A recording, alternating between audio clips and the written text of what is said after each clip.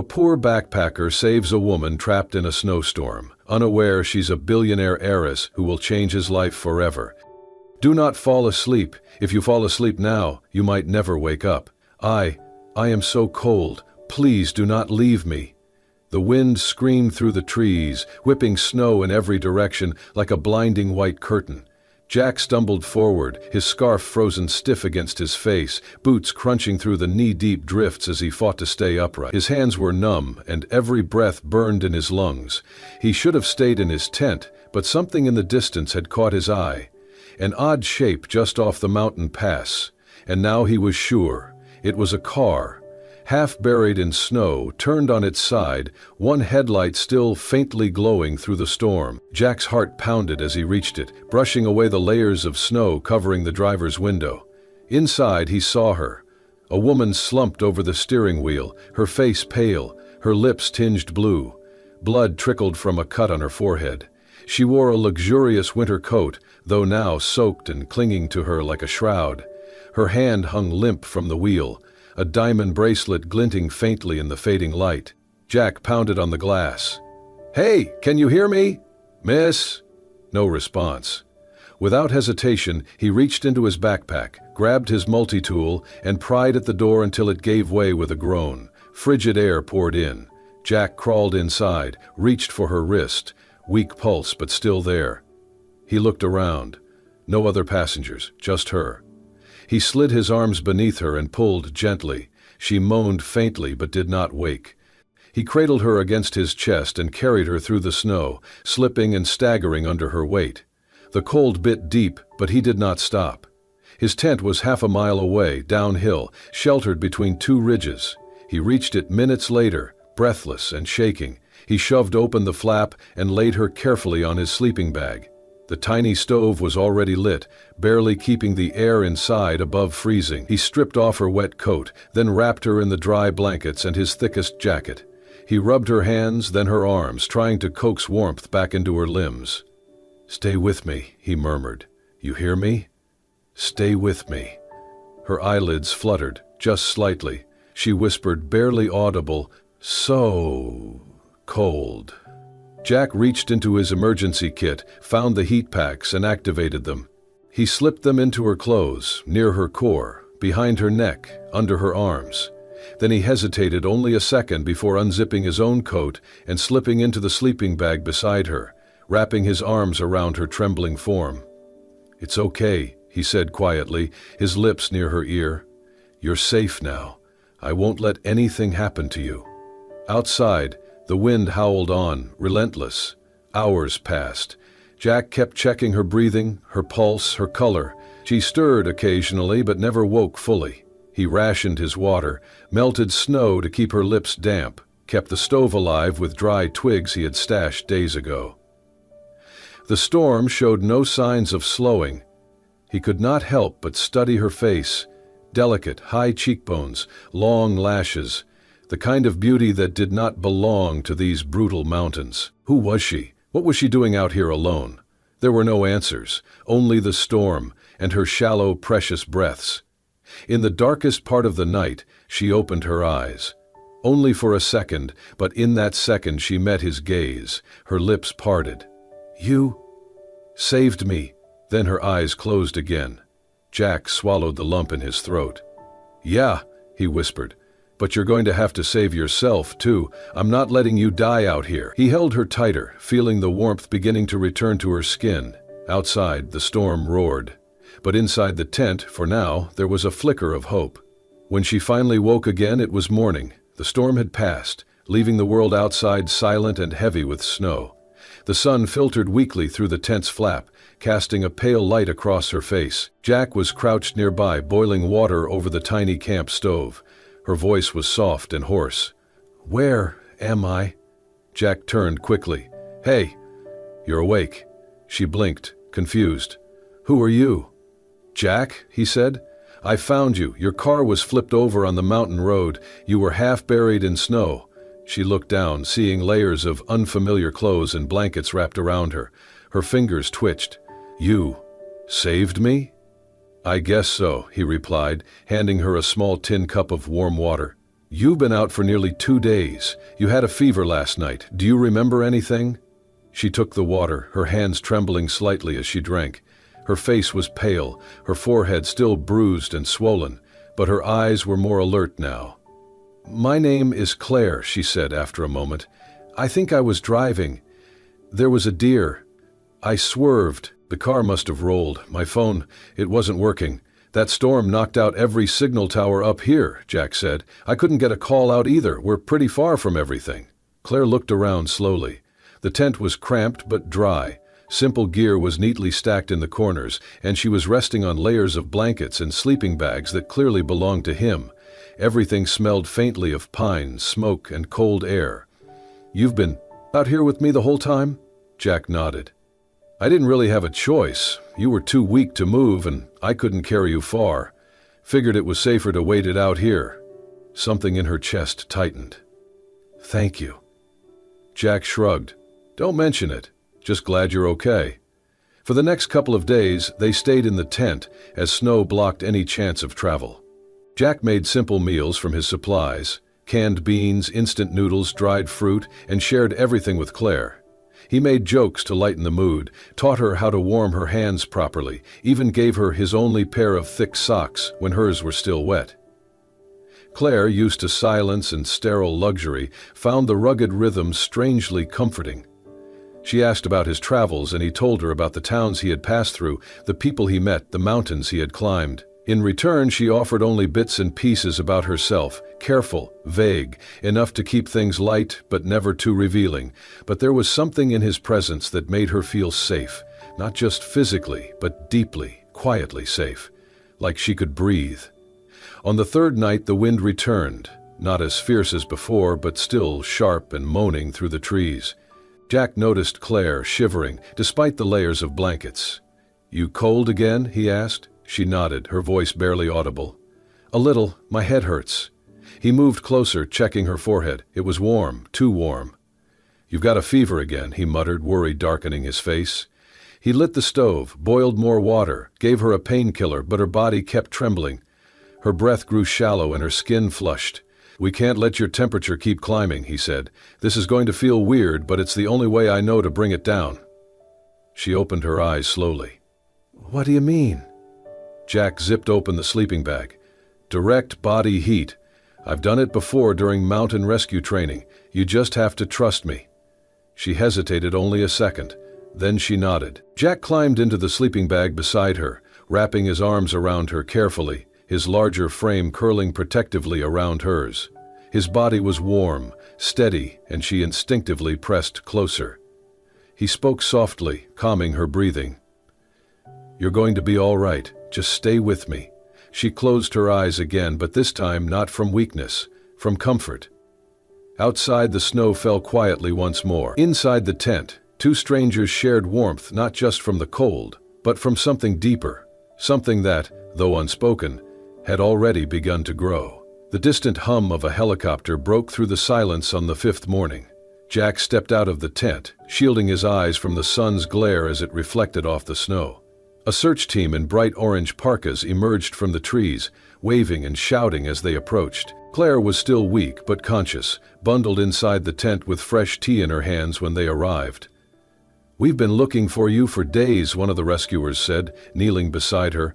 "Your family's been going out of their minds."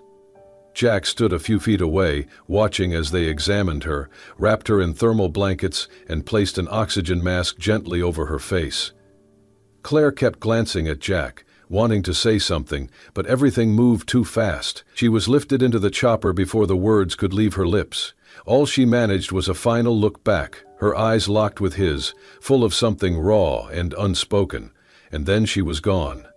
Jack stood in the snow, hands shoved into his jacket, the sudden silence around him louder than the storm had ever been. Claire woke 3 days later in a hospital suite, with large windows and the scent of lilies in the air. Her body ached, but her memory had begun to return in vivid flashes. Trees, ice, headlights, the crash. She was Claire Rowan, heiress to the Rowan Group, one of the largest luxury development conglomerates in the country. She had been traveling alone, inspecting the site for a future mountain resort. a private retreat for the ultra-wealthy. The road had been icy, the deer had appeared from nowhere, but those memories faded into insignificance next to one face, Jack. The man who had found her in the snow, given her warmth, protected her without ever asking who she was or what she had. He had saved her life, and then she had disappeared without a word.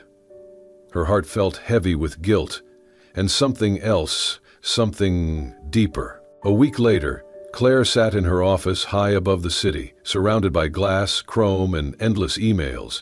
Her assistant, Maya, stepped in, holding a tablet. "Investors are asking for your statement on the Aspen project. They want to reschedule." "Not now," Claire said sharply. "I need you to do something else." Maya hesitated. "What is it?" "I want you to find someone." Maya blinked. "Okay, who?" Claire turned her chair toward the window, voice softer now. "His name is Jack. I do not know his last name. He is a backpacker, probably mid to late 20s. He saved me after my accident. He was camped near Ridge 6 off the Western Trail." "That is not a lot to go on." "I know," Claire replied, "but I need to find him." The next few days became an obsession. Claire skipped meetings, ignored calls, even missed a private gala her mother insisted she attend. She reviewed every search report from the rescue team, cross-referenced park permits, spoke directly to mountain rangers. Maya watched with concern. "Claire, people are starting to notice." "Your father, let them notice," Claire interrupted, frustration flickering in her voice. "They were not the ones lying in the snow, freezing, about to die. He was. He was there." She paused, her voice trembling. "And I never even said thank you." That night, she sat alone in her penthouse, wrapped in a blanket, staring out at the glowing skyline. Her eyes brimmed with tears she had not let fall in public. "If I do not see him again," she whispered into the quiet, "I will regret it for the rest of my life." Behind her, Maya quietly stepped out of the room, determination on her face. She would find him. For Claire, and for the quiet truth everyone could see, this was not just about gratitude. It was love. Growing quietly beneath snow and silence, now burning too bright to ignore, Jack had returned to the road, his backpack once again slung over his shoulders, boots caked with dust and snow, moving from town to town like he always had. But nothing felt the same. The mountains were still beautiful, the silence still soothing, but his mind kept drifting back to that storm, to the woman with trembling hands and soft eyes who had whispered her name like it was all she had left. Claire. He did not know her last name, had no way to reach her, no idea if she even remembered him, but her memory clung to him like the lingering cold of that night, refusing to fade. One afternoon, just outside a small mountain town, Jack was eating a simple lunch on a bench when a black SUV pulled up in front of him. Two well-dressed men stepped out, their suits pressed, their eyes cold. "Jack?" one of them asked, though it was not really a question. Jack nodded slowly, his guard already rising. "Who's asking?" The man handed him a sleek envelope. "A token of appreciation for what you did." Jack frowned and opened it. Inside was a thick stack of cash, more than he had seen in years. He closed it again without a word and looked up. "Who sent you?" "Someone who prefers to remain anonymous," the man said. "Someone very grateful, but also concerned. Ms. Rowan's world is delicate, complicated. You were never meant to be part of it." Jack stood, jaw clenched. "I don't want her money." "We're not asking you to take it for the money," the man said calmly. "We're asking you to take it and walk away." Jack's voice was low. "Tell whoever sent you, keep the money, and stay out of my life." He tossed the envelope onto the bench and walked away. But the men didn't stop watching. In the days that followed, Jack noticed things. A man with a camera pretending to read a newspaper. A black car parked across from the cheap hostel he stayed in. Whispers in town. Eyes that turned quickly away when he looked up. They were watching. They were waiting. And then, one evening, as he made his way through a narrow side street after picking up supplies, they struck. 3 men stepped out from behind a delivery truck, blocking his path. One of them cracked his knuckles. "You were warned," he said. Jack turned, but another stood behind him. He barely had time to brace himself. A fist slammed into his gut, another caught his jaw. He stumbled, caught off guard, tried to fight back, but they were too fast, too practiced. He hit the pavement hard, blood on his lip, hands scraping against the gravel. "What does a guy like you think he's doing?" one hissed, grabbing Jack by the collar. "You think you belong with her?" Then came the screech of tires. A silver car skidded to a halt just feet away.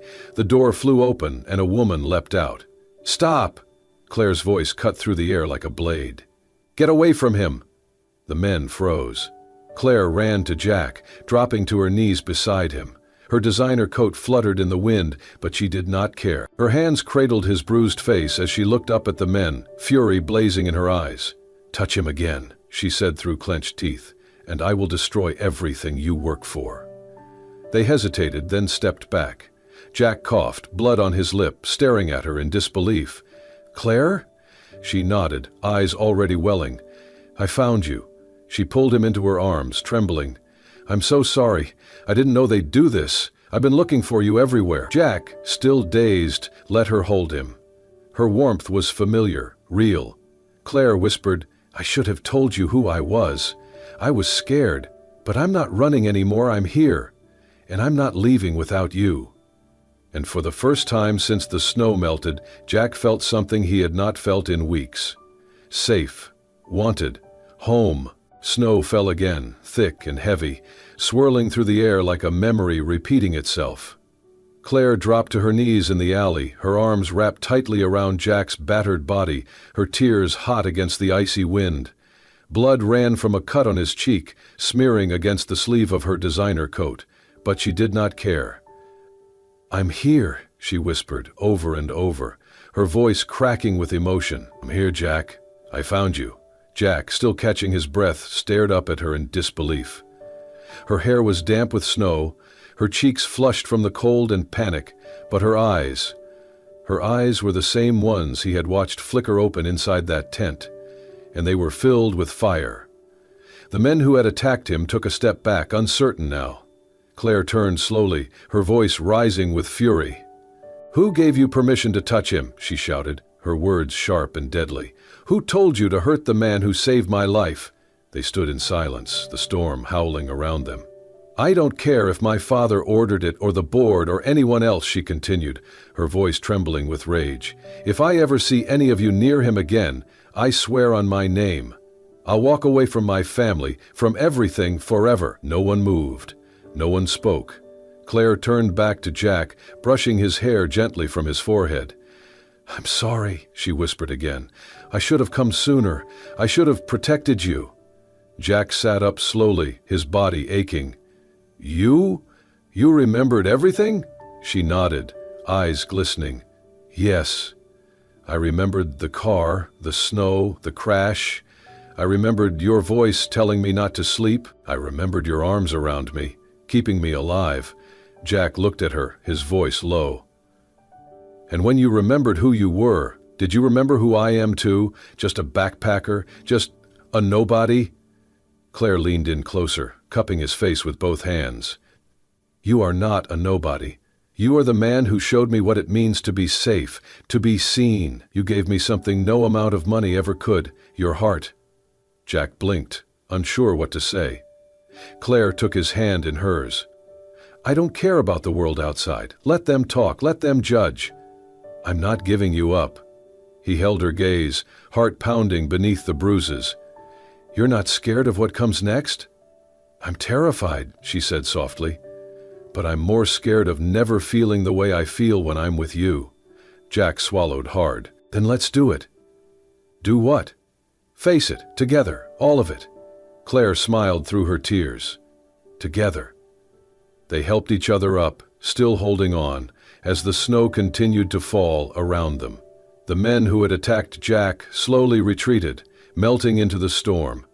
Claire didn't even look at them again, because in that moment there were only two people who mattered. Two hearts, bruised but beating, wrapped in each other's arms, standing firm against a world that had tried to tear them apart. Let them whisper, let them doubt. They had found something rare, and they were not letting go. The headlines came fast and loud, plastered across newsstands, homepages, and social media feeds like wildfire.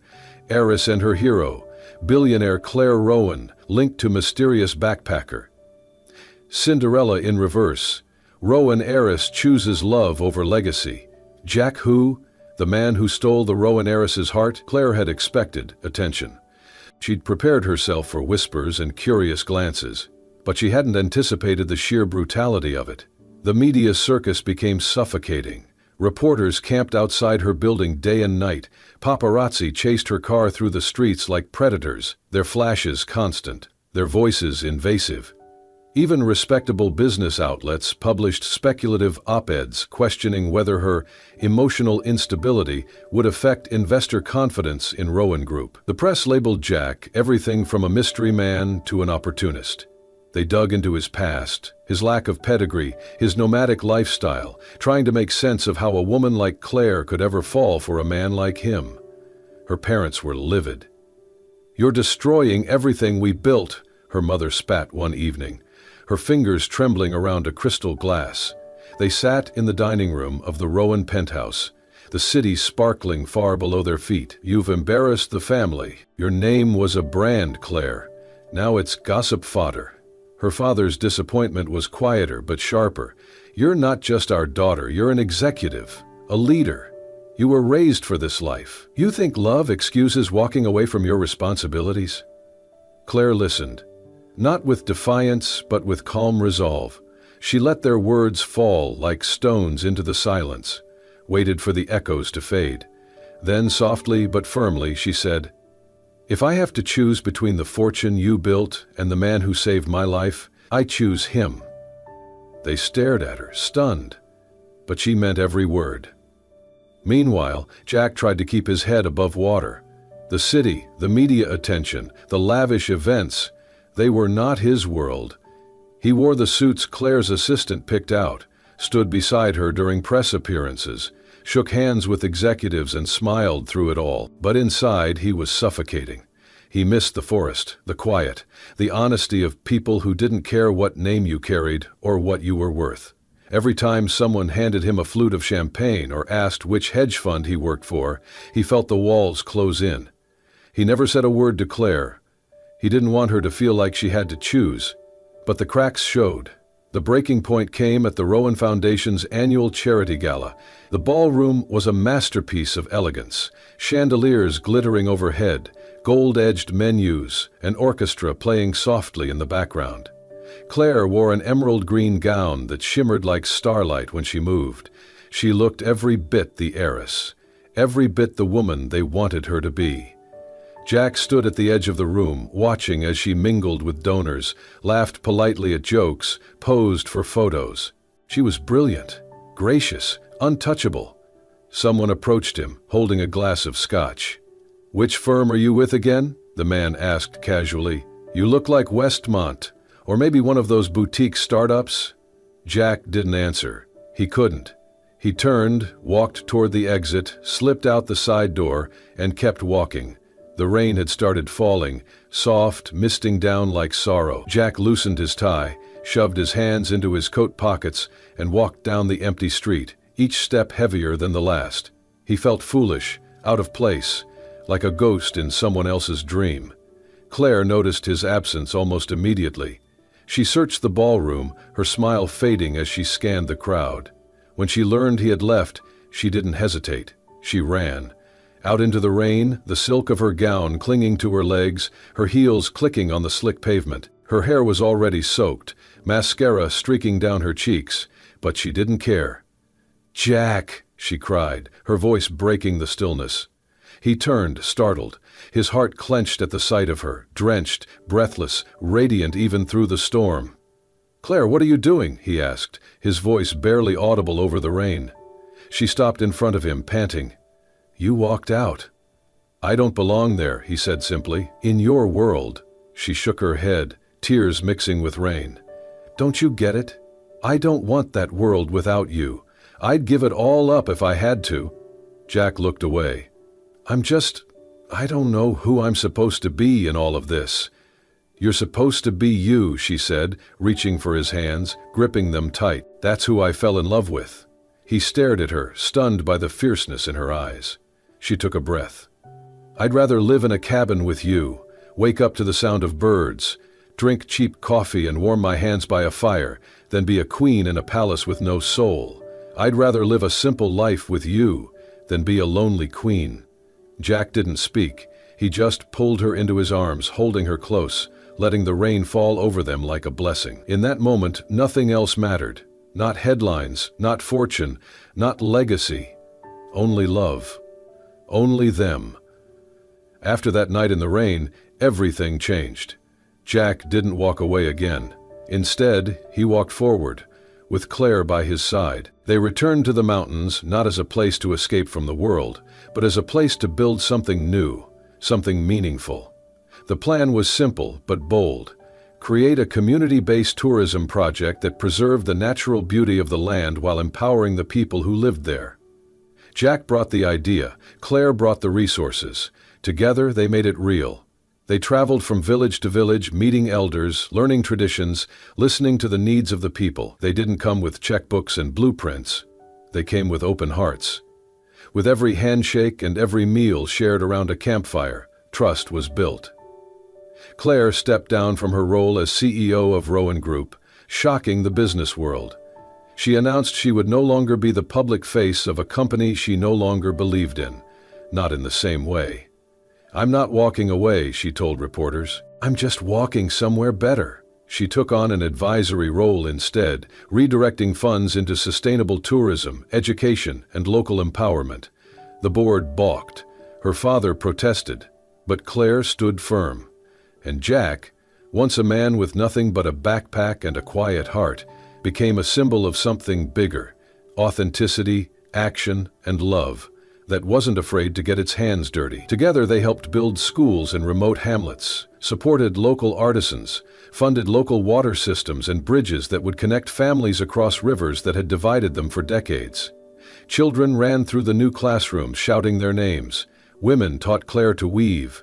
Jack worked shoulder to shoulder with villagers on trail maintenance and eco-friendly cabins. The project, officially called Pathway North, was more than development. It was a movement. Months passed, and the mountains bloomed again with wildflowers. Festivals returned. Spirits rose. Hope, once buried beneath snow and hardship, bloomed like the first crocus in spring.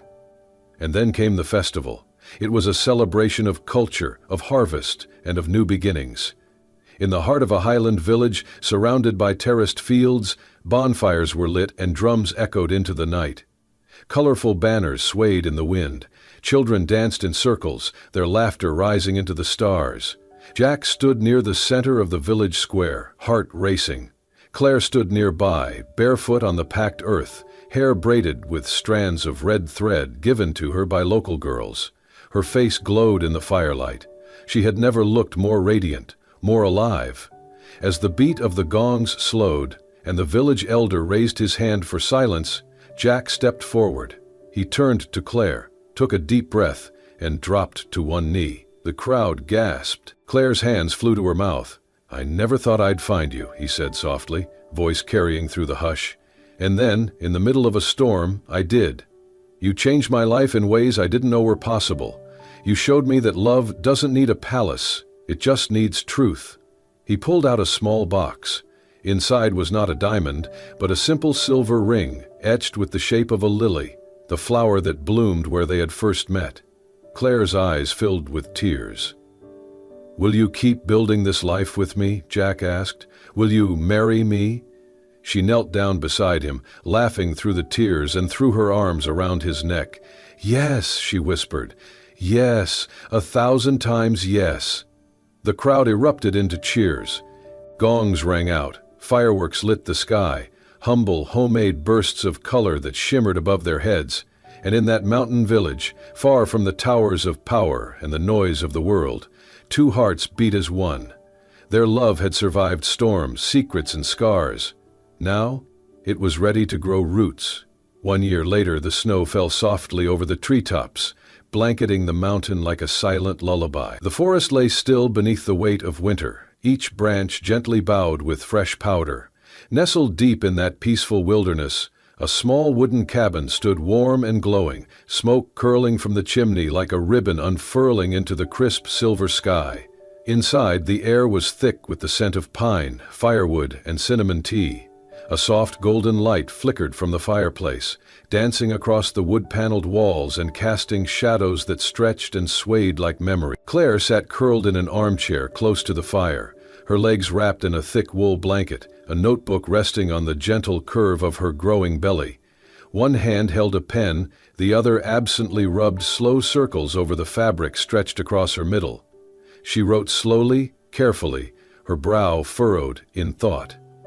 These words were not for the world, not for headlines or boardrooms. They were for herself, for the woman she had once been, for the girl lost in the snow, for the soul who had found meaning not in a skyscraper, but in the hum of a forest and the steady presence of the man who had saved her. Across the room, Jack had just returned from the trail. His boots left wet prints on the wooden floor, his hair dusted with melting snow. His cheeks were red from the cold, his breath still carrying the crisp bite of mountain air. He dropped his gear near the door and peeled off his gloves, his eyes immediately finding hers. "Still working on your masterpiece?" he asked with a grin, tossing his coat over the hook. Claire looked up, her eyes soft and shining. "I'm trying to tell it right, not just what happened, but what it meant, what it changed." Jack walked over, his steps quiet, reverent. He knelt beside her chair and placed his hand gently on her belly. "Our little one might end up being the best part of that story." Claire laughed softly, her fingers covering his. "He or she already knows how to do flips. I think they're training for the Olympics." He leaned in and kissed the top of her belly, then rested his head there for a moment. "I hope they inherit your fire," he murmured. "I hope they get your patience," she replied.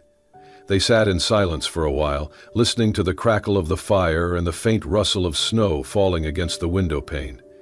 The warmth that filled the cabin wasn't just from the hearth, it was from the life they had chosen to build together. Their days were simple but full of purpose. The Rowan Path, the community tourism project they had founded together, had taken root and flourished. What started as a dream scribbled in a tent during a snowstorm had become a model of sustainable development, bridging cultures, building futures. Eco-cabins lined the trails. Local families hosted travelers, shared stories, taught traditions. Everything was guided by respect, respect for the land, for the people, for the connection between them. Claire used her name not to climb, but to lift. She no longer stood behind podiums or led board meetings, but her presence was everywhere. In the classrooms they built, the scholarships she funded, the programs she quietly supported. She mentored young women from mountain villages who once believed their voices had no place beyond the hills. Jack became something of a legend, the man who came from nowhere, saved an heiress, and stayed, not for glory, but for something deeper. He taught survival skills, led treks for at-risk youth, showed them how to find strength in themselves and in the wilderness that surrounded them. One evening, as snow continued to fall in thick, gentle flurries, Claire rested her head on Jack's shoulder. Her fingers traced small circles on his sleeve, the firelight warming their skin. "Do you remember the first night we met?" she asked softly. "In the storm?" he said with a smile. "Hard to forget." "I thought I was going to die," she whispered. "I remember thinking, well, this is it. But then I heard your voice." Jack turned toward her, brushing a strand of hair from her cheek. "And you didn't give up." "You didn't let me," she said. "You saved me." He paused, his voice low. "Funny, I used to think I was just passing through your life, like a gust of wind, here for a moment, then gone." Claire lifted her hand and laced her fingers with his. "But you weren't." Jack leaned his forehead against hers. "You were the home that made me stay." They stayed like that for a long while, two souls tangled in the peace that only love could bring. Outside, winter whispered its lullaby once more, but inside, there was only warmth, only light, only the soft beating of hearts preparing to welcome a new one.